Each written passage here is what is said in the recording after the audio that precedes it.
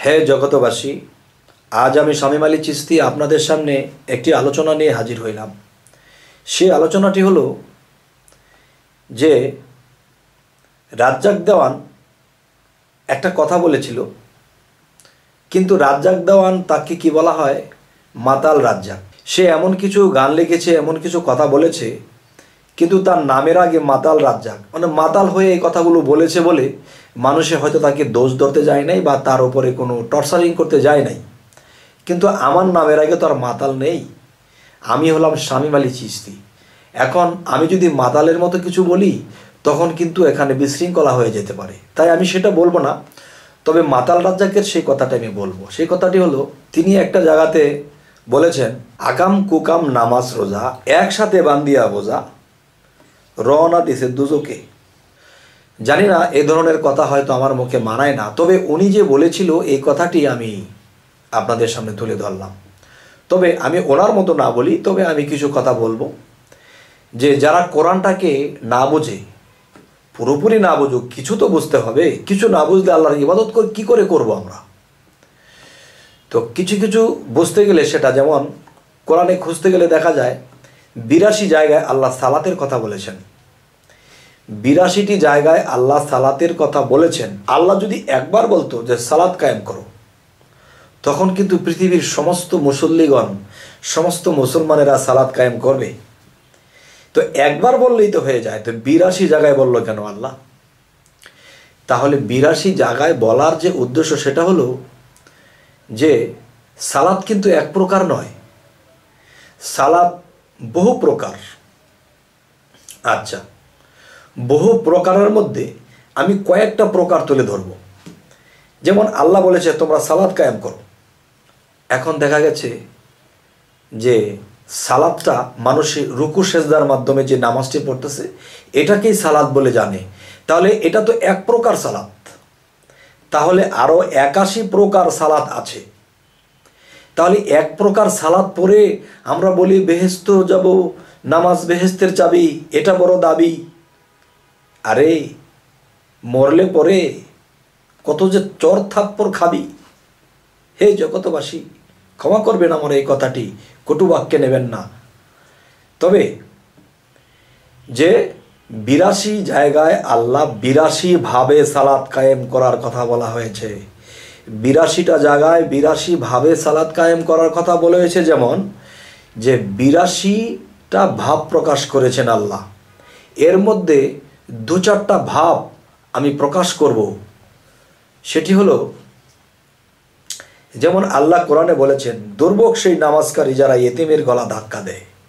তাহলে এতিমের গলা ধাক্কা দেয় যারা, তাদের যে রুকু সেজদার নামাজ, এদেরকে দুর্ভোগ করা দেওয়া হয়েছে, দুর্ভোগে ফেলে দেওয়া হয়েছে। তাহলে এদেরকে যদি দুর্ভোগে ফেলে দেওয়া হয়, তাহলে সালাত এক প্রকার সেটা, তাহলে আরও 81 প্রকার সালাত রয়েছে। 81 প্রকার সালাত সেটি কোনটি? এর মধ্যে কয়েকটা প্রকার যখন আপনাদের সামনে তুলে ধরব, তখন বাকি সালাতগুলো আপনাদের নলেজে এসে যাবে ইনশাআল্লাহ। হে জগতবাসী, যেমন আমি রাস্তা দিয়ে হেঁটে যাচ্ছি, তখন দেখি রাস্তার মধ্যে একটা গর্ত হয়ে আছে। এখন এখান দিয়ে কত বৃদ্ধ লোকেরা আসা যাওয়া করে, এখান দিয়ে কত বাচ্চা পোলাপান যাওয়া আসা করে, এই গর্তের মধ্যে পড়ে যেতে পারে। তখন গর্তের মধ্যে পড়ে গেলে একটা বয়স্ক লোক হাত পা ভেঙে যাবে, একটা শিশু বাচ্চা এটার তলে পড়ে মারাও যেতে পারে। তখন আমি কি করলাম? রাস্তার থেকে, কিনার থেকে বা অন্য জায়গা থেকে মাটি এনে আমি জায়গাটা সমান করে দিলাম। তখন কি হবে? মানুষের দুর্ঘটনা হবে না, মানুষ এখান দিয়ে আরামে চলবে, মানুষ বিপদ থেকে বাঁচবে। তখন এটা একটা সালাত কায়েম করলাম, এটা একটা প্রকার সালাত। এ হলো এক। রুকু সেজদা এ হলো 2। আরও একটি হলো, আমার পাশের ঘরে একজন ব্যক্তি সারাদিন ঘুরে এসেছে, কোনো কাজ কাম পায়নি, কিন্তু আমার ঘরে বস্তা ভরা চাউল আছে। তখন আমি দেখলাম লোকটা কামাই করতে পারেনি, আজকে ছেলে পেলে নিয়ে না খেয়ে থাকবে।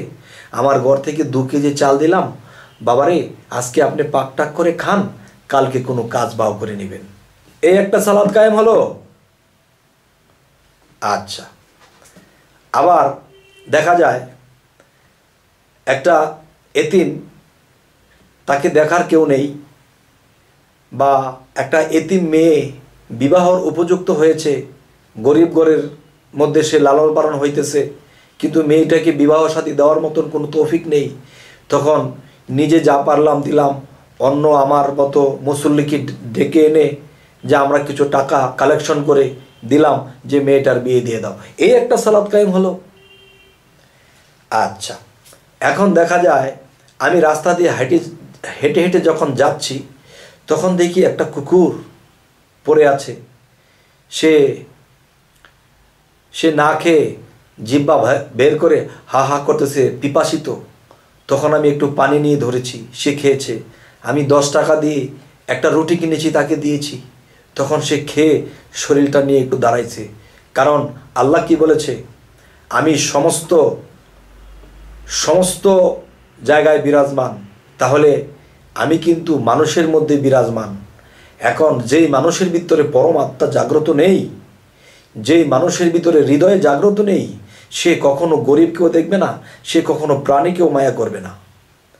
তবে আমি যখন সে কুকুরকে একটু খাইয়ে দিলাম, একটু পানি খাওয়ালাম, একটু সেবা করে দিলাম, তখন আল্লাহ খুশি হয়েছে যে আল্লাহ তো রাগান্বিত হয়ে এদেরকে পশু বানিয়ে দিয়েছে।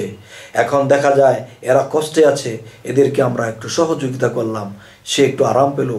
তখন এখানে একটা সালাত কায়েম হলো। দেখতেছি কিছু বয়স্ক লোক অনেক গাড়ি যাওয়া আসা করতেছে, রাস্তার এপার থেকে ওপারে তারা যাইবার মতো সাহস কুলাচ্ছে না।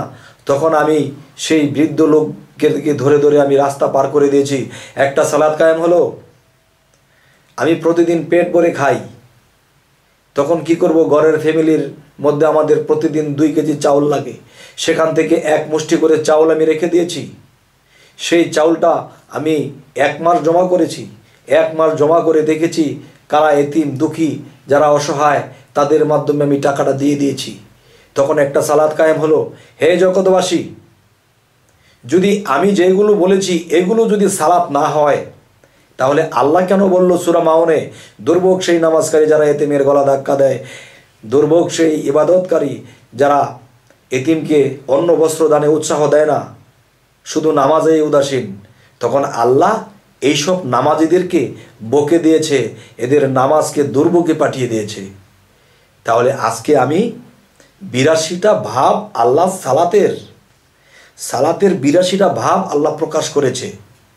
এখান থেকে আমি কয়েকটা ভাব প্রকাশ করলাম, আর বাকিটা আপনারা বিবেচনা করে নেবেন। হে জগতবাসী, রুকু সেজদার মাধ্যমে যেই সেজদার মাধ্যমে আমরা সালাত কায়েম করতেছি, মনে রাখবেন সেটা এক প্রকার, আরও 81 প্রকার রয়ে গেছে। আর সেই 81 প্রকার যদি আমরা এই পৃথিবী থেকে মান্য করে যেতে না পারি, তাহলে বেহেশত আমাদের কপালে জুটবে না, সেই নামাজ কখনো বেহেশতের চাবি হবে না। হে জগতবাসী, জানি না আমার এই কথা আপনারা কেমন মনে নিয়েছেন, কেমন জ্ঞানে নিয়েছেন। যদি আমার কথা আপনাদের ভালো না লাগে, তবে আমাকে কমেন্টে জানাবেন। অবশ্যই আমি যে সব জেনে ফেলেছি, শিখে ফেলেছি তা নয়। এমন এমন ব্যক্তি আছে এই ইউটিউবটা দেখতেছে, তিনি আমার থেকেও অনেক জ্ঞানী হতে পারে, তার কাছেও আমার শিক্ষা নেবার আছে। আর শিক্ষার জন্য কোনো ছোট বড় নেই। তাই আমি ইউটিউবের মধ্যে এই কথাগুলো দেই। তাই এই মানুষ যদি এই কথাগুলো শুনে কারো জ্ঞানে ধরেছে, কথাটা রেখেছে, মেনেছে, আর যদি কারো জ্ঞানে না ধরে, সে যেন আমার সাথে পরামর্শ করে। তবে হ্যাঁ, গীবতকারী মৃত ভাইয়ের মাংস খায়, যে সূরা হুজরাতে যদি আমরা যাই, পাওয়া যায় যারা গীবতকারী তারা মৃত ভাইয়ের মাংস খায়। তাহলে যারা মৃত ভাইয়ের মাংস খায়, তাদের সালাত, তাদের কোনো কিছুই আল্লাহ কবুল করবে না। তাহলে আপনারা কেউ গীবত করবেন না। হয় আমার সামনাসামনি হবেন, আমি আপনার কাছে শিখব, না আমার কাছে আপনি শিখবেন। কিন্তু মৃত ভাইয়ের মাংস বক্ষণ করা হয়ে যাবে যদি আমরা গীবত করে ফেলি। একজনকে বন্ড বলি, ওনাকে খারাপ বলেছি, যে একটা বিষয় সামাজিকভাবে যে ভণ্ড, আরে ভণ্ড শব্দের অর্থ কি জানেন? ভণ্ড যিনি, যার ভিতরে খারাপ গণ্ডগোল, তাকেই তো ভণ্ড বলা হয়। এবং সেই ভণ্ডের ভিতরে চণ্ডবিণ্ড জেগে ওঠে। যেমন কাফেররা ভণ্ড, কিন্তু কাফেররা কোনো একদিন মুহাম্মদ সাল্লাল্লাহু আলাইহি সাল্লামকে ভণ্ড বলেছিল। তখন কিন্তু চণ্ডবিণ্ড মুহাম্মদের উপর দিয়ে জেগেছে, মুহাম্মদ সাল্লাল্লাহু আলাইহি সাল্লাম পৃথিবীতে প্রকাশ হয়ে গেছে, কিন্তু কাফেররা জাহান্নামের দিকেই আছে। যাই হোক, হে জগতবাসী, আজকে সালাত সম্পর্কে কিছু আলোচনা করলাম। যে এই আলোচনা আপনাদের অন্তর কতটুকু ছুঁয়েছে নাকি ভালো লাগেনি অবশ্যই জানাবেন। এবং আমাদের এই চ্যানেলের আলোচনা যদি আপনাদের ভালো লাগে অবশ্যই সাবস্ক্রাইব করুন, পরবর্তী আলোচনা যেন আপনাদের সামনে উপস্থিত হয়। তো আজ এ বলেই রাখছি, সকলেই ভালো থাকবেন। আল্লাহ হাফিজ।